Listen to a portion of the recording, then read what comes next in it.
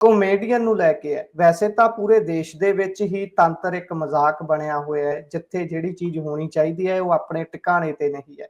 ਪਰ ਜਦੋਂ ਕੋਈ ਕਮੇਡੀਅਨ ਆਪਣੇ ਦਮ ਰੱਖਦਿਆਂ ਹੋਇਆਂ ਕਿਸੇ ਦੇ ਉੱਪਰ ਤੰਜ ਕਰਦਾ ਹੈ, ਕਹਿ ਦਈਏ ਵੀ ਸਰਕਾਸਟਿਕ ਵੇ ਦੇ ਵਿੱਚ ਉਹ ਪ੍ਰੋਗਰੈਸਿਵ ਗੱਲ ਕਰਦਾ ਹੈ, ਤਾਂ ਉਹਦੇ ਤੇ ਫਿਰ ਸਰਕਾਰ ਬਹੁਤ ਛੇਤੀ ਖਿੱਚ ਜਾਂਦੀ ਹੈ, ਬਹੁਤ ਛੇਤੀ ਉਸ ਨੂੰ ਢਾਉਣ ਦੀ ਕੋਸ਼ਿਸ਼ ਸ਼ੁਰੂ ਹੋ ਜਾਂਦੀ ਹੈ। ਇੱਕ ਵੀਡੀਓ ਵੀ ਮੈਂ ਦੇਖ ਰਿਹਾ ਸੀ ਜਿਸ ਦੇ ਵਿੱਚ ਇੱਕ ਕਮੇਡੀਅਨ ਦੇ ਸ਼ੋਅ ਤੋਂ ਪਹਿਲਾਂ ਭੰਨਤੋੜ ਕੀਤੀ ਜਾਂਦੀ ਹੈ, ਉੱਥੇ ਉਹਦਾ ਸਾਰਾ ਸਮਾਨ ਤਾਮਾ ਜਾਮਾ ਜਿੱਥੇ ਉਹਨੇ ਸ਼ੋਅ ਕਰਨਾ ਹੁੰਦਾ ਭੰਨ ਦਿੱਤਾ ਜਾਂਦਾ ਹੈ। ਗੱਲ ਕੁਨਾਲ ਕਾਮਰਾ ਦੀ ਕਰ ਰਹੇ ਹਾਂ। ਇਹ ਇੰਡੀਅਨ ਕਮੇਡੀਅਨ ਨੇ ਤੇ ਇਹਨਾਂ ਦੇ ਵੱਲੋਂ ਕੁਝ ਪੈਰੋਡੀ ਕੀਤੀ ਗਈ ਸੀ, ਜਿਸ ਤੋਂ ਬਾਅਦ ਖਾਸੇ ਨਾਰਾਜ਼ ਨੇ ਮਹਾਰਾਸ਼ਟਰ ਦੇ ਸ਼ਿੰਦੇ ਧੜੇ ਵਾਲੇ ਇਹਨਾਂ ਤੋਂ। ਕੀ ਹੈ ਜੀ ਸਾਰਾ ਮਾਜਰਾ, ਜਿਹੜਾ ਵਿਸਥਾਰ ਚ ਸਮਝਾਇਓ। ਦੇਖੋ ਜੀ, ਇਹ ਜਿਹੜਾ ਕੁਨਾਲ ਕਾਮਰਾ ਹੈ ਖਾਸਾ ਫੇਮਸ ਸਟੈਂਡ ਅਪ ਕਾਮੇਡੀਅਨ ਹੈ। ਇਹਨੂੰ ਪੂਰੇ ਮੁਲਕ ਹੀ ਨਹੀਂ ਬਲਕਿ ਬਾਹਰ ਜਿਹੜੇ ਲੋਕ ਵਸਦੇ ਹੈਗੇ ਆ ਉਹ ਵੀ ਜਾਣਦੇ ਨੇ। ਤੇ ਇਹ ਕੁਨਾਲ ਕਾਮਰੇ ਨੇ ਜਿਹੜਾ 2024 ਵਾਲਾ ਲੋਕ ਸਭਾ ਇਲੈਕਸ਼ਨ ਸੀਗਾ, ਇਸ ਤੋਂ ਸ਼ੁਰੂ ਕਰਦਿਆਂ ਇਹਨੇ ਆਪਣਾ ਜਿਹੜਾ ਐਕਟ ਸੀਗਾ ਉੱਥੇ ਰਿਕਾਰਡ ਕੀਤਾ ਸੀਗਾ। ਇਹ ਬੰਬੇ ਦੇ ਵਿੱਚ ਇੱਕ ਹੋਟਲ 'ਚ ਕੀਤਾ ਸੀਗਾ। ਹੈਬੀਟੇਟ ਇੱਕ ਥਾਂ ਹੈਗੀ ਆ ਜਿਹੜੀ ਉੱਥੇ ਪੰਜਾਬੀਆਂ ਨੇ ਸਿੱਖਾਂ ਨੇ ਚਲਾਈ ਹੋਈ ਹੈ ਬੇਸਿਕਲੀ। ਇਹ ਜੇ ਤੁਸੀਂ ਇਹਦਾ ਪਿਛੋਕੜ ਲੱਭੋਗੇ ਤਾਂ ਹਾਂ, ਉੱਥੇ ਇਹ ਸਿੱਖ ਫੈਮਿਲੀ ਨੂੰ ਹੀ ਦੀ ਥਾਂ ਹੈ। ਤੇ ਉਹ ਜਿਹੜਾ ਸਿੱਖ ਫੈਮਿਲੀ ਹੈਗੀ ਆ ਉਹ ਖਾਸੀ ਮਤਲਬ ਲਿਬਰਲ ਕਿਸਮ ਦੀ ਹੈ, ਤੇ ਉਹ ਸਾਰੇ ਜਿਹੜੇ ਨਵੇਂ ਆਰਟਿਸਟ ਹੈਗੇ ਉਹਨਾਂ ਨੂੰ ਥਾਂ ਪ੍ਰੋਵਾਈਡ ਕਰ ਦਿੰਦੀ ਹੈ। ਤੇ ਕੁਨਾਲ ਕਾਮਰਾ ਆਪਾਂ ਨੂੰ ਪਤਾ ਹੈ ਕਿ ਲਗਾਤਾਰ ਜਿਹੜੇ ਕ੍ਰਿਟਿਕ ਰਹੇ ਨੇ, ਜਿਹੜੇ ਨਰਿੰਦਰ ਮੋਦੀ ਹੋ ਗਏ, ਹੋਰ ਚੀਜ਼ਾਂ ਹੋ ਗਈਆਂ, ਤੇ ਉਹ ਆਪਣੇ ਮਜ਼ਾਕ 'ਚ ਇਹ ਸਾਰੀਆਂ ਚੀਜ਼ਾਂ ਕਹਿੰਦੇ ਵੀ ਰਹੇ ਹੈਗੇ ਆ। ਦੇਖੋ, ਸਟਾਇਰ ਕਈ ਕਿਸਮ ਦੇ ਹੁੰਦੇ ਨੇ।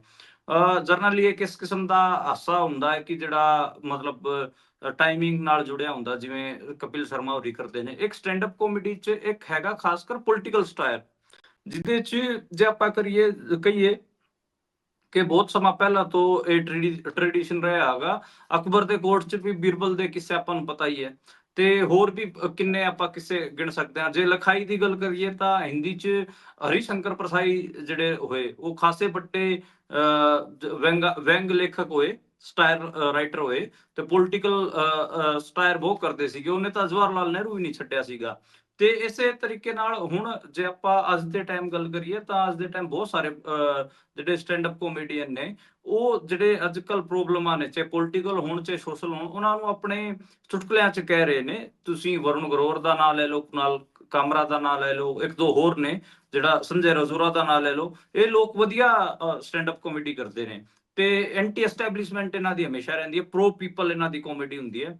ਤੇ ਕੁਨਾਲ ਕਾਮਰਾ ਨੇ ਆਪਣਾ ਜਿਹੜਾ ਉੱਥੇ ਜਿਹੜਾ ਸ਼ੋਅ ਸ਼ੂਟ ਕੀਤਾ ਸੀਗਾ ਉਹ ਆਪਣੇ YouTube ਤੇ ਪਾਇਆ ਸੀਗਾ। ਮੈਂ YouTube ਰਾਹੀਂ ਉਹ ਸਾਰਾ ਸ਼ੋਅ ਦੇਖਾਗਾ। ਤੇ ਉਹਨੇ ਜਿਹੜੀ ਸ਼ੁਰੂਆਤ ਕੀਤੀ ਆਪਣੇ ਸਾਰੇ ਪ੍ਰੋਗਰਾਮ ਦੀ, ਉਹ ਇੱਥੋਂ ਕੀਤੀ ਸੀ ਕਿ 2024 ਚ ਬੀਜੇਪੀ ਦੀਆਂ ਸੀਟਾਂ 239 ਆਈਆਂ, 240 ਆਈਆਂ। ਤੇ ਜਦੋਂ 350 ਇਹਨਾਂ ਦੀ ਸੀਟਾਂ 350 ਸੀ, ਉਦੋਂ ਅਸੀਂ ਨਹੀਂ ਡਰੇ। ਹੁਣ ਤਾਂ ਮੇਰਾ ਮਨ ਕਰ ਰਿਹਾ ਹੈਗਾ ਕਿ ਉਸ ਟਾਈਮ ਜਿਹੜੇ ਡਰਾਫਟ 'ਚ ਮੈਂ ਆਪਣੇ ਉਸ ਟਾਈਮ ਦੇ ਜਿਹੜੇ ਮੇਰੇ ਜੋਕ ਸੀਗੇ ਜਿਹੜੇ ਮੈਂ ਨਹੀਂ ਕਹੇ, ਉਹ ਅੱਜ ਕਹਿ ਦਵਾਂ, ਹੁਣ ਕਹਿ ਦਵਾਂ। ਫਿਰ ਉਹਨਾਂ ਨੇ CBI ED ਉਹਦੇ ਤੇ ਇੱਕ ਪੈਰੋਡੀ ਗਾਣਾ ਗਾਇਆ। ਫਿਰ ਉਹਨੇ ਨਰਿੰਦਰ ਮੋਦੀ ਤੇ ਇੱਕ ਗਾਣਾ ਗਾਇਆ, ਨਰਿੰਦਰ ਮੋਦੀ ਤੇ ਵੀ ਚੁਟਕਲੇਬਾਜ਼ੀ ਕੀਤੀ, ਬੀਜੇਪੀ ਸਰਕਾਰ ਦੇ ਚੁਟਕਲੇਬਾਜ਼ੀ ਕੀਤੀ। ਫਿਰ ਉਹਨੇ ਜਿਹੜਾ ਇੰਡੀਆ ਦਾ ਅੱਜ ਕੱਲ ਦਾ ਹਾਲ ਹੋ ਗਿਆ ਹੈਗਾ ਵਿਸ਼ਵਾਸ ਵਾਲਾ, ਉਹਦੇ ਤੇ ਗਾਣਾ ਗਾਇਆ। ਫਿਰ ਉਹਨਾਂ ਨੇ ਮਹਾਰਾਸ਼ਟਰ ਦੇ ਜਿਹੜੇ ਇਸ ਟਾਈਮ ਡਿਪਟੀ CM ਨੇ ਏਕਨਾਥ ਸ਼ਿੰਦੇ, ਉਹਨਾਂ ਤੇ ਤੰਜ ਕਰਦਿਆਂ ਇੱਕ ਗਾਣਾ ਗਾਇਆ, ਜਿਹਦੇ 'ਚ ਉਹਦੇ ਬੋਲ ਮੈਂ ਦੱਸ ਦੇਣਾ ਤੁਹਾਨੂੰ। ठाणे की रिक्शा चेहरे पर दाढ़ी आंखों पर चश्मा आए हाय।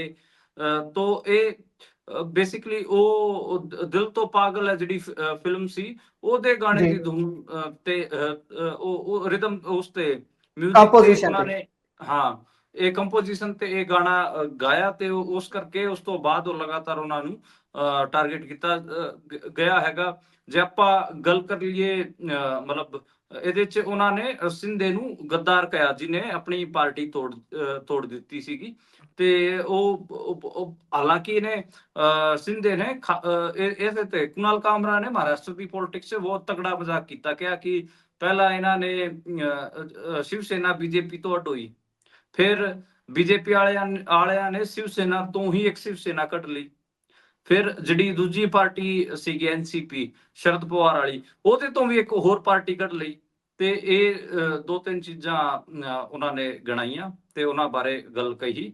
ਕਹਿੰਦੇ ਇਸ ਟਾਈਮ ਤਾਂ ਏਦਾਂ ਦਾ ਹੋ ਗਿਆ ਸੀਗਾ ਕਿ 8 ਸਾਹਮਣੇ 8 ਚੋਣ ਨਿਸ਼ਾਨ ਸੀਗੇ, ਕਿਹੜਾ ਅਸਲੀ ਕਿਹੜਾ ਨਕਲੀ। ਇਹ ਜਿਹੜੀ ਆਪਾਂ ਲੋਕ ਸਭਾ ਚੋਣਾਂ ਵੇਲੇ ਵੀ ਗੱਲ ਕਰਦੇ ਸੀ, ਕਿਹੜਾ ਅਸਲੀ ਕਿਹੜਾ ਨਕਲੀ, ਤੇ ਉਹ ਗੱਲ ਕਹੀ।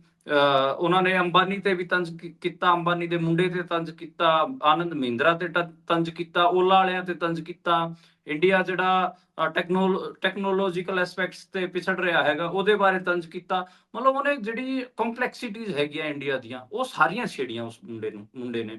ਮੈਂ ਹੁਣ ਦੇਖ ਰਿਹਾ ਸੀਗਾ ਥੋੜੀ ਦੇਰ ਪਹਿਲਾਂ, ਇਹ ਬੁਲੇਟਿਨ ਸ਼ੁਰੂ ਕਰਨ ਤੋਂ ਪਹਿਲਾਂ, ਉਹਦੇ ਜਿਹੜੇ ਇਸ ਵੀਡੀਓ ਦੇ 2 ਮਿਲੀਅਨ ਵਿਊ ਹੋ ਚੁੱਕੇ ਨੇ। ਤੇ ਮੈਨੂੰ ਲੱਗਦਾ ਕਿ ਇਹ ਹੋਰ ਚੱਲੂਗੀ, ਇਹ 10 ਮਿਲੀਅਨ ਤੱਕ ਵੀ ਜਾ ਸਕਦੀ ਹੈ। ਹਜੇ 21 ਦਿਨ ਹੋਇਆ ਤੇ ਇਸ ਤੋਂ ਬਾਅਦ ਹਾਲਾਂਕਿ ਜਿਹੜਾ ਹੈਬਿਟੇਟ ਹੈ ਉੱਥੇ ਹੋਟਲ 'ਚ ਯੂਨੀਕਾਂਟੀਨੈਂਟਲ ਜਿਹੜਾ ਹੋਟਲ ਹੈ ਉੱਥੇ ਸ਼ਿਵ ਸੈਨਾ ਦੇ ਵਰਕਰਾਂ ਨੇ ਤੋੜ ਭੰਨ ਵੀ ਕੀਤੀ ਹੈਗੀ ਆ।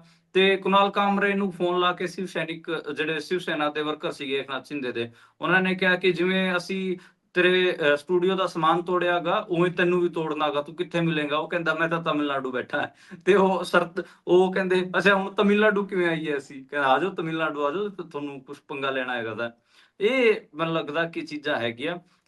ਤੇ ਮਤਲਬ ਜੇ ਮੈਂ ਉਹ ਗਾਣਾ ਇੱਕ ਵਾਰ ਫਿਰ ਤੋਂ ਮੈਂ ਸੁਣਾਉਣਾ ਚਾਹਾਂਗਾ, लिरिक्स मेरे सामने आ गए तो मैं गाना सुना देना।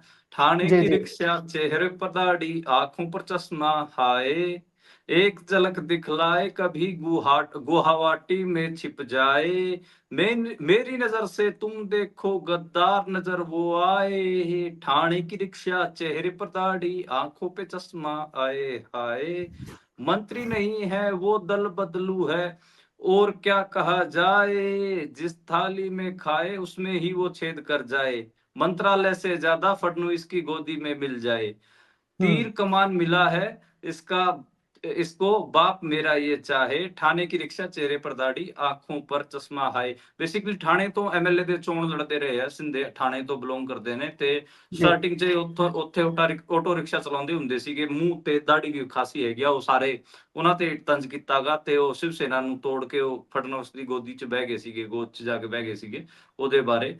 ਤੇ ਉਸ ਜਿਹੜਾ ਸ਼ਿਵ ਸੈਨਾ ਵਾਲੇ ਨੇ ਫੋਨ ਕੀਤਾ ਸੀ ਉਹਦੇ 'ਚ ਇੱਕ ਹੋਰ ਚੀਜ਼ ਇੰਟਰਸਟਿੰਗ ਸੀ।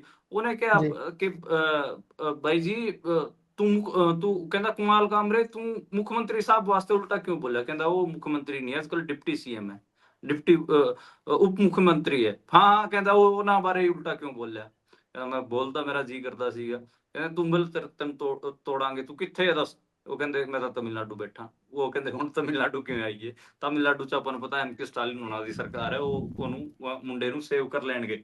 जी ਜਿੱਥੋਂ जी ਤੱਕ ਹਾਲਾਂਕਿ ਮੁੰਡੇ ਤੇ FIR ਦਰਜ ਹੋ ਗਈ ਹੈਗੀ ਆ, ਤੇ हम्म ਜਿਹੜੇ ਫਡਨਵੀਸ ਸਾਹਿਬ ਹੈਗੇ ਉਹਨਾਂ ਨੇ ਵੀ ਉਹਦੇ ਤੇ ਬਿਆਨ ਦਿੱਤਾ ਹੈ। ਫਡਨਵੀਸ ਜਿਹੜੇ ਦੇਵੇਂਦਰ ਫਡਨਵੀਸ ਮਹਾਰਾਸ਼ਟਰ ਦੇ ਮੁੱਖ ਮੰਤਰੀ, ਉਹ ਕਹਿੰਦੇ ਕਿ ਅਸੀਂ ਛੱਡਾਂਗੇ ਨਹੀਂ, ਅਸੀਂ ਕਾਰਵਾਈ ਕਰਾਂਗੇ।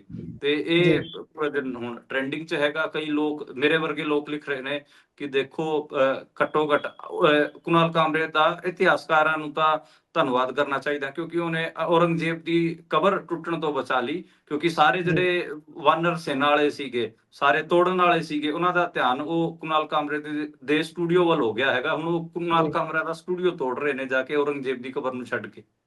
ਜੀ ਇਹ ਵੀ ਇੱਕ ਦਲੇਰੀ ਦਾ ਕੰਮ ਹੁੰਦਾ ਹੈ ਜਦੋਂ ਤੁਸੀਂ 100 ਦੀ ਭੀੜ ਦੇ ਵਿੱਚ ਇਕੱਲਿਆਂ ਖੜੇ ਵੀ ਆਪਣੀ ਗੱਲ ਤੇ ਅੜਿੱਗ ਰਹਿੰਦੇ ਹੋ। ਸੋ ਇਹ ਕੁਨਾਲ ਕਾਮਰਾ ਨੇ ਇਹ ਆਪਣੇ ਕਿਸਮ ਦੀ ਆਪਣਾ ਕੰਮ ਵੀ ਕੀਤਾ ਹੈ, ਉਹਨਾਂ ਦਾ ਪ੍ਰੋਫੈਸ਼ਨ ਵੀ ਹੈ, ਤੇ ਉਹਦੇ ਨਾਲ ਨਾਲ ਉਹਨਾਂ ਨੇ ਆਪਣੀ ਦੇਸ਼ ਪ੍ਰਤੀ ਜ਼ਿੰਮੇਵਾਰੀ, ਆਪਣੇ ਲੋਕਾਂ ਪ੍ਰਤੀ ਵੀ ਇੱਕ ਜ਼ਿੰਮੇਵਾਰੀ ਜਿਹੜੀ ਆ ਨਿਭਾਈ ਹੈ।